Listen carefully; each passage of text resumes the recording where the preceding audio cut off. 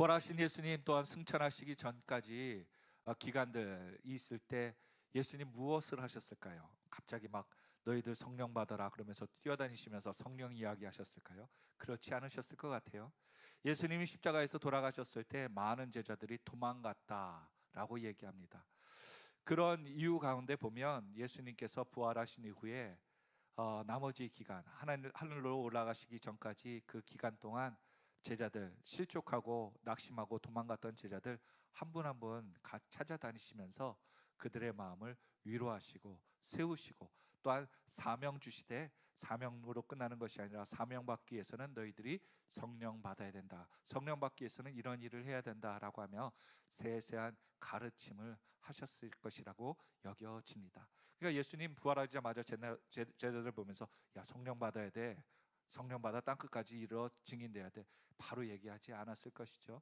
그래서 지난주에는 요한복음에 보면 베드로와 또한 실족하여 갈릴리로 갔던 제자들에게 찾아오셔서 예수님이 그들에게 식탁을 마련하고 그들과 같이 먹으면서 그들의 영적인 공동체, 영성을 회복시키셨다. 또한 오늘 본문에 보니까 누가복음 24장에 보니까 예수님의 12제자는 아니었지만 그 제자들 중에 그래도 70명 아니면 500여 명의 여러 제자들 중에 한 명인 두 사람이 예루살렘을 피하여서 이제 엠마오로 돌아갑니다. 그때 오늘 두 제자들의 마음들은 어떻습니까? 마음이 흔들리고 무너지고 절망적이었다는 거예요. 자신이 예루살렘에 올라가며 예수님 따라 들어갈 때는 굉장히 비전이 있었어요. 예수님 잘 믿으면 일 잘 풀릴 거다, 내가 가문의 영광이다 라고 하는데, 예수님께서 만고의 십자가의 죄인 중에 괴수, 또한 예수님이 너무나도 치욕스럽게 십자가에 못 박히는 그 사건이 터졌을 때 예수님 안다고 하는 것은 정말 이야기하거나 다닐 수 없는 그러한 부끄러운 현상이었던 것이죠. 그럼에도 불구하고 제자로 가는 두 사람은 엠마오로 내려가는 길에 있습니다. 엠마오의 지도를 한번 볼까요? 지도 사진 한번 보여주시면 약 11km 정도 된다고 하는 거예요. 예루살렘으로부터. 그래서 당시에 엠마오로 가기에는 하룻밤을 자고 가는 그러한 거리로 있었다고 합니다. 25리 그러면요, 우리나라에서는 25리 1리를 보통 400m로 정하고요, 또한 중국은 500m로 정한답니다. 일본은 오히려 곱하기 10 해가지고요 4,000m가 1리라고, 일본은 그 척도가 다르다고 합니다. 그래서 일본의 그 단위를 잘 모르다 보니까 엄마 찾아 3만리가 말도 안 되는 거죠. 그러면 지구 한 바퀴 돈답니다. 그러니까 엄마 찾아 3천리가 맞답니다. 그러니까 우리나라의 그 환율로 환산법으로 해보면, 그래서 해저, 유명한 책 해저 2만리라는 책이 있잖아요. 그것도 환산을 잘못한 거죠. 해저 2천리가 맞다고 합니다. 그래야지 2만리까지 해버리면 지구 뚫고 들어간다는 거죠. 우리나라의 그러한 모습 있는 것들을 환산법이 좀 세계적으로 틀리다고 하지만, 이것을 이제 지도로 환산해 보니까 역사학자들이 계산하고 또 계산해 보니까 한 11km 정도 된다고 얘기합니다. 그 길을 가는 길에 이 사람들의 마음은 어땠는가? 절망이었다는 거예요. 뭐 때문에 절망이었어요? 예수님이 자신들이 삶에 전혀 이해할 수 없는 환경들이 일어나니까 절망이죠. 여러분의 절망은 어느 때 일어납니까? 바로 내가 이성적으로 생각하지 못하고 파악하고 해석하지 못할 때 정말 놀라운 일들, 그것 때문에 절망하죠. 말도 안 되는 일이에요. 예수님이 어떻게 다른 사람 치료해주고 다른 사람 살리고 도와주는데 왜 죽어야 돼요? 이해가 안 되는 겁니다. 오히려 잘 되면 잘 됐지 못 될 수가 없는데, 그런데 예수님께서 십자가에 돌아가시고 또한 믿었던 제자들도 다 도망가는 거예요. 그러니까 야, 수제자도 도망가네, 다른 11제자도 도망가네, 나도 도망가야 할 수밖에 없는 그러한 절망이에요. 그러니까 믿을 놈 하나도 없었던 상황이 된 거죠. 오늘 이렇게 마음이 흔들리고 절망에 빠진 두 사람이 걸어가면서 이 이야기를 나눕니다. 여러분, 절망에 빠진 두 사람이 서로 얘기하면 절망이 생길까요? 희망이 생길까요? 절망이 생길 수밖에 없죠. 부정적으로 두 명이 얘기하고 있으면요, 계속 부정적으로 얘기할 수밖에 없더라고요. 오늘 저와 여러분, 우리의 마음이 어렵고 힘들 때는요, 사람을 찾으면 낙심할 수밖에 없습니다. 오늘 그 인생 가운데, 흔들리는 인생 가운데 누가 동행해 주셔야지 살 수 있다? 예수님 동행해야 돼. 예수님 만나야 된다는. 자녀들 또한 어떤 일 때문에 우리가 찾아서 회복하려고 하는 그 모습보다는 주님께서 오늘 낙심한 인생을 살리기 위해 직접 찾아오시고요, 또한 예수님이 찾아오셨을 때 그들은 예수님을 알아보았다, 못 알아보았다, 못 알아봤다는 거예요.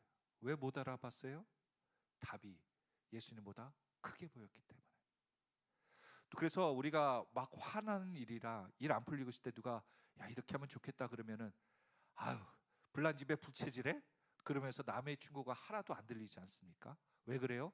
문제가 더 컸고 자기 문제 때문에 다른 사람의 말이 들리지 않은 거예요. 오늘 얼마나 낙심했으면, 얼마나 절망했으면, 얼마나 예수님께 큰 기대를 했으면 예수님이 옆에 찾아오셔서 물어보는데도 예수님이 누구인지를 알지 못할까요? 오늘 우리 인생도 마찬가지예요. 하나님께서 왜, 저는 뒤에서 이렇게 같이 찬양 부르면서요, 하나님께서 왜 우리에게 예배를 열심히 드리라고 할까? 그 생각이 들더라고요. 예배 열심히 드린다고 우리가 믿음이 더 커질까요? 뭐 그런 생각은 크게 들지는 않는데, 야 예배 잘 드리고 예배에 대해서 이렇게 매주 와서 예배를 성수하면 나중에 교회 못 다닌다고 하고 예배 드릴 거야 안 드릴 거야 누군가 그렇게 험하게 얘기할 때, 내가 그래도 조금이라도 내가 여태까지 예수님 믿고 교회 다녔는데 예수 믿어야 되는 거 아닐까? 믿음에 결단하지 않을까? 그런 생각이 들더라고요. 오히려 지금 매일매일의 예배를 통하여서 내가 주님을 사모하는 그 마음이 조금이라도 생겨서 누군가 어떤 결단을 할 때 예수님 편에 서지 않을까, 믿음의 결단에 서지 않을까, 그렇게 생각해 봅니다. 오늘 저와 여러분 삶 가운데 힘들더라도 낙심하지 마시기 바랍니다. 우리가 절망하면 절망할수록 제일 기뻐하는 것은 사단마귀예요. 우리는 절망을 바라보고 사는 사람들이 아니라 누구를 바라보고 사는 사람들이에요? 예수님 바라보고 사는 사람이에요. 그래서 힘들 때마다, 우리는 믿음이 흔들릴 때마다 예수를 바라보기를 예수 그리스도로 축원드립니다. 그래서 우리가 흔들릴 때마다 우리가 깨달아야 될 것이 한 가지 있습니다. 한번 보여주시겠습니까? 예, 같이 읽겠습니다. 시작. 마음이 흔들리면 눈이 어두워집니다. 그래요.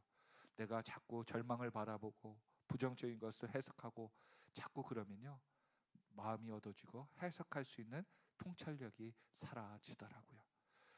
오늘 살아가면서 모든 것 가운데 긍정적으로 감사함으로 해석되고 있습니까? 그러면 그분은 예수님께 붙어 있는 거예요. 근데 자꾸 불평과 원망과 있는 것도 감사하지 못하는 그 모습이 있다면 그 사람은 세상에 속한 관점으로 산다는 것이죠. 그래서 믿음이 흔들릴 때, 눈이 안 보일 때 우리는 무엇을 해야 되는가 띄워주시기 바랍니다. 믿음이 흔들릴 때 믿음의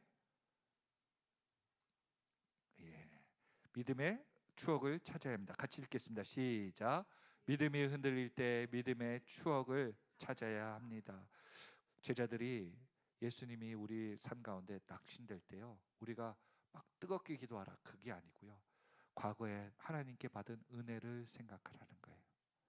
그래서 그 과거에 믿음이 있었던 과거들을 추억하면 내 믿음이 회복될 수 있다. 그래서 요한복음 6장 66절부터 69절에 예수님이 십자가를 진다고 얘기했을 때 많은 제자들이 떠나는 모습이 나옵니다. 같이 한번 66절부터 69절 보도록 하겠습니다. 시작. 그 제자 중에서 많은 사람이 떠나가고 다시 그와 함께 다니지 아니하더라. 예수께서 12 제자에게 이르시되 너희도 가라느냐? 시몬 베드로가 대답하여 주여 영생의 말씀이 주께 있사오니 우리가 누구에게로 가오리까?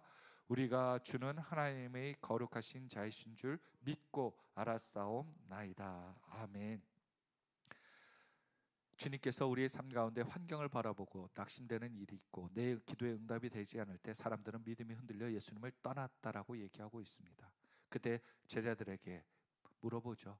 너희도 나를 떠나려냐고 얘기하니까 시몬 베드로, 제자들의 대표인 제자가 얘기하죠.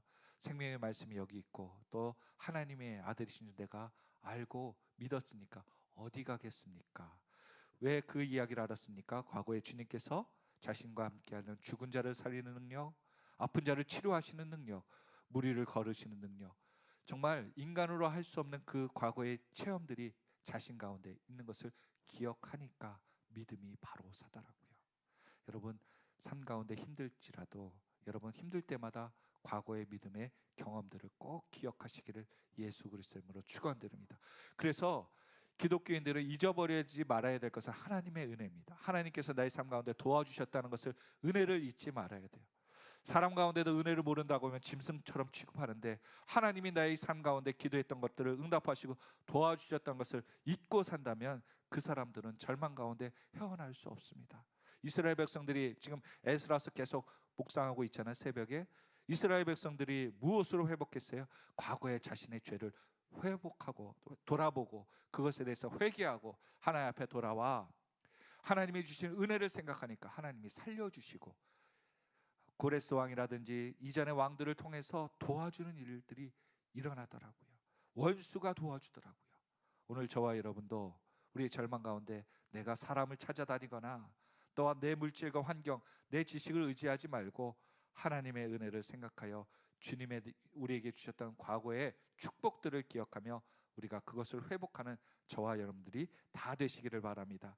그런데 이 제자들이요, 예수님이 돌아가시니까 오늘 엠마오로 가는 두 제자가 마음이 무너졌어요. 무너졌을 때 무엇을 얘기합니까? 예수님이 어떻게 죽었고 어떻게 우리가 어떻게 살아야 될지에 대한 고민을 예수님께 털어놓습니다. 그러자 예수님께서 누가복음 24장 25절과 27절에 이렇게 말씀하시죠. 같이 한번 읽겠습니다. 시작. 이르시되 미련하고 선지자들이 말한 모든 것을 마음에 더디 믿는 자들이여, 그리스도가 이런 고난을 받고 자기의 영광에 들어가야 할 것이 아니냐 하시고, 이에 모세와 모든 선지자의 글로 시작하여 모든 성경에 쓴 바 자기에 관한 것을 자세히 설명하시니. 환경을 보니까 이 제자들을, 두 명의 엠마오로 가는 제자들의 마음은 무너지는 거예요. 아이고, 이제 우리에겐 소원이 없다. 그런데 예수님께서는 그들을 책망하셨죠. 왜요? 그들이 약속을 믿거나 잃어버리고 있고 또한 더디 믿어서요. 오늘 저와 여러분에게도요, 우리에게는 하나님께서 분명히 거쳐가야 되는 과정의 인생이 있습니다. 아이가 갑자기 뛸 수 없죠. 넘어지고 앉고. 그래서 예전에 어떤 영상에 보니까는 아빠들이요, 엄마들이 저 모임을 가진다고 아빠들한테 아기들 다 걷지 못하고 누워 있는 아기들을 이렇게 맡긴 거예요. 그 아빠들이 뭐 했겠어요? 아이들을 모아서 누가 빨리 앉나, 그리고 누가 앉아가서 그 아이가 하나 내기를 했대요. 그래야 엄마들이 놀랐다고 하는데, 남편들은 참 그렇게 철이 없죠.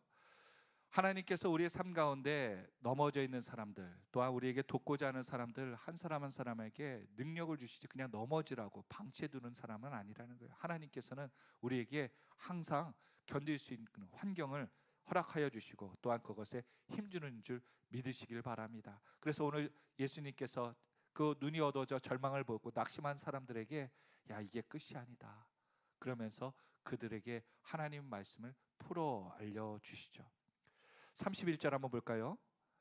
그렇게 풀어 말씀을 증거하시니까 같이 한번 읽어보겠습니다. 시작. 그들의 눈이 밝아져 그인 줄 알아보더니 예수는 그들에게 보이지 아니하니라. 특이하죠. 눈이 절망 가운데 절망이 커서 예수님이, 살아나신 예수님이 느껴지지 않고 보이지 않았는데 이제 예수님이 보이는 거예요. 그러면 예수님이 계시는 그 모습 가운데로 더 이야기를 나누셔야 되는데 보니까 뭐라고요? 예수님께서 없어진 거예요. 왜 없어졌을까요? 이들에게는 예수님이 바빠서 없어진 게 아니라요, 예수님이 없어지고 그들 가운데 소망을 주시기 위해 그들이 이제 곰곰이 생각하기 시작했죠. 왜 예수님이 나타나셨는가? 예수님이 하셨던 말씀은 무엇인가? 그리고 예수님과 같이 식사를 나눴는데 그 나눔은 무슨 의미를 갖는가? 그분이 누구인지를 이제 그들이 서로 이야기하며 절망을 이야기하며 나눴던 사람들이 이제는 그들의 신앙과 예수님이 누구인지를 서로 고백합니다. 그리고 그들에게는 예수님이 눈에 이제는 보이지 않았는데도 소망이 생기기 시작하는 거예요. 그래서 소망은 한번 띄워주시겠습니까? 자막 같이 읽겠습니다. 시작. 소망은 현실이 아닌 믿음에 있는 것입니다. 여러분, 내가 혹시 살아가면서 이런 환경이 나아지면 소망이 있고 살맛이 있고 하나님께서 응답하시는 거야, 그렇게 생각하십니까? 아닙니다. 환경이 나아지고 좋아지는 것이 소망이 생기는 게 아니고요, 우리의 소망은 예수님이 주시는 믿음으로 생기는 거예요. 예수님을 잃어버리면 환경이 나아져도 우리의 그것은 나아지는 게 아니더라고요. 오히려 재앙이 될 수도 있어요. 내 인생의 물질이 풀리고 또한 가족의 모든 것들이 잘 내가 원하는 대로 풀린다는 것이 다 축복이 아닌 것이죠. 오늘 엠마오로 가는 제자들에게는 예수님이 사라졌어요. 그러면 소망이 끝나는 것 같은데 아니라 예수님이 주시는 그 말씀들을 생각하니까 소망이 생기는 거예요.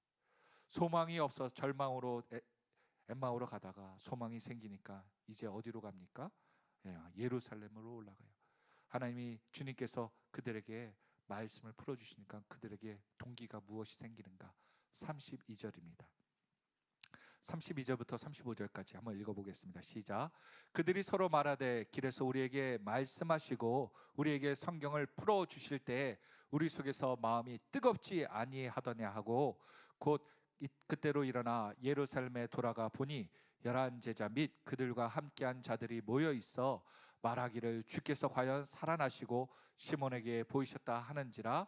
두 사람도 길에서 된 일과 예수께서 떡을 떼심으로 자기에게 알려주신 것을 말하더라. 그들이 예루살렘 올라가면요 죽을 수밖에 없고요, 그것을 피해서 엠마오로 갔는데 이제는 엠마오가 가는 게 자신의 소망과 살아남이 아니고 오히려 죽으러 가는 위험한 곳이 자신이 할 수 있는 소망이 있는 것을 알아 예루살렘으로 갑니다. 그런데 더 놀라운 사실, 거기 있던 제자들이 자신에게 예수님 살아나셨고 우리 만났다 얘기하는 거예요. 소위 말하는 자랑질이죠. 그러자 이 제자들은 뭐라고 얘기합니까? 껄껄 웃으면서 우리는 만난 것만 아니라 같이 식사도 하고 또한 예수님께서 성경 풀어서 말씀도 해주셨다, 1:1 레슨도 하셨어. 얼마나 큰 경험을 한 겁니까? 그러니까 들었던 제자들, 만난 거로 있던 제자들이 깜짝 놀라죠. 누구는 같이 밥도 먹고, 이 밥을 유대인들은 먹는다는 것은 가족이라는 식탁의 공동체를 의미한다고 말씀드렸죠. 예수님이 그렇게 친하게 보고 또한 그들에게 특별한 성경의 가르침을 주셨다는 것은 정말 특권을 얻었다라고 하는 그 모습이었죠. 인생에 우리는 두 가지 인생이 있는 것 같아요. 한번 보여주시겠습니까? 내려가는 인생과 올라가는 인생이 있어요. 엠마오로 내려가는 인생, 우리가 세상을 향해서 예수님 잃어버리고 내려가면 절망하는 인생밖에 될 수 없습니다. 그래서 자꾸 우리는 세상에 묶여 세상의 것에 걱정하고 세상 것에 염려하고 세상에 대해서는 뛰어나, 세상의 물건값에 대해서는 이게 얼마인지 다 알아. 요즘 유행하는 것이 무엇인지 잘 알고 또한 무엇이 나에게 유익한지를 잘 알아. 그런데 정작 주님이 원하시는 그 마음은 몰라. 교회가 무엇을 하는지도 관심이 없어. 그러면 이 사람은 세상에 속한 사람일까요? 주님께 속한 사람일까요? 그렇죠. 세상에 내가 모든 것을 알고 있고 전문가라면, 그런데 하나님에 대해서는 모르고 있다면 세상에 속한, 육에 속한 사람일 것입니다. 그러나 내가 지금 전쟁이 났대, 뭐가 났대, 그래 알겠어. 그런데 그거에 대한 건 세부적인 건 잘 몰라. 그러나 주님께서 오늘 말씀하시고 내가 어떤 길을 가기를 주님이 기뻐하시는지를 알고 있어. 그러면 그 사람은 하나님께 속한 사람인 것 같아요. 오늘 엠마오로 가는 사람들은 예수님이 죽은 문제로 걱정과 근심으로 세상에 속한 그 엠마오의 길이었지만, 내려가는 인생이었지만 주님 만나고 마음이 뜨거워지니까 이제 내가 해야 될 일은, 우리가 두 사람이 해야 될 일은 예수님 살아나셨고 우리 만나셨는데 성경이 이렇게 풀어주니까 예수님 믿었는데 예수님 죽은 것 보고 절망한 사람들 찾아다니면서 예수님 살아나셨고 성경의 말씀에 이렇게 예언하셨기에 너희들도 이것을 알아야 된다라고 내가 증인이라고 얘기하는, 살리는 인생으로 바뀌는 사명감 있는 인생이 된, 그래서 예루살렘에 올라간 것이 죽으러 올라가는 것이 아니라 사람을 살리러 올라가는 그 길이 되었던 것처럼, 오늘 하나님께서 우리를 예배당에 예배할 수 있도록 불러주신 이유가 뭐예요? 우리가 말씀을 듣고 우리가 더욱더 기도하며 마음이 뜨거워져서 사람을 살리는 인생, 세상에 뛰어난 인생이 아니라 하나님께 뛰어난 인생이 되면 하나님이 여러분을 쓸 모든 것을 채우시는 줄 믿으시길 바랍니다. 요셉이 어떻게 총리가 됐겠어요? 애굽의 총리, 지금에 말하면 미국과 같은 중국의 커다란 큰 나라의 2인자가 어떻게 될 수 있어요? 이방인 사람이. 그거는 지금도 불가능한 일입니다. 그런데 하나님께서 함께 하시니까 그렇게 위대하게 사람을 위치에 놓으시더라고요. 자녀들도 마찬가지입니다. 부모님이 아무런 모든 뒷바라지가 있더라도 하나님이 돕지 않으면 그 인생은 인간의 노력으로 끝납니다. 그러나 하나님이 도우면 이 시대에 위대한 일로 쓰임받는 일꾼이 될 줄로 믿습니다. 그것뿐만이겠습니까? 가정도, 나의 인생도 마찬가지. 나이가 많다고 했을 때도 모세도 80세에 부름받았죠. 여러분, 우리가 하나님 앞에 쓰임받을 때요, 적은 나이에 쓰임받는 것이 중요한 것이 아니라 하나님께서 쓸 때 내가 아멘하고 준비된 모습으로 헌신하는 자를 찾으십니다. 오늘 엠마오도, 오늘 이 사람들의 나이가 나와 있지 않아요. 그러나 그들이 하나님 말씀에 반응하니까 쓰임받고 성경에 기록되더라고요. 오늘 축복의 주인공, 이렇게 하나님 말씀에 마음에 뜨거워지고 감동하여 하나님의 나라를 위해서 살아가는 저와 여러분들이 다 되어 주님께서 오라 하실 때, 주님, 내가 주님을 위해서 여태까지 귀하게 살아왔습니다라고 고백하며 살아가는 저와 여러분들이 모두가 되시기를 예수 그리스도의 이름으로 축원드립니다. 기도하겠습니다.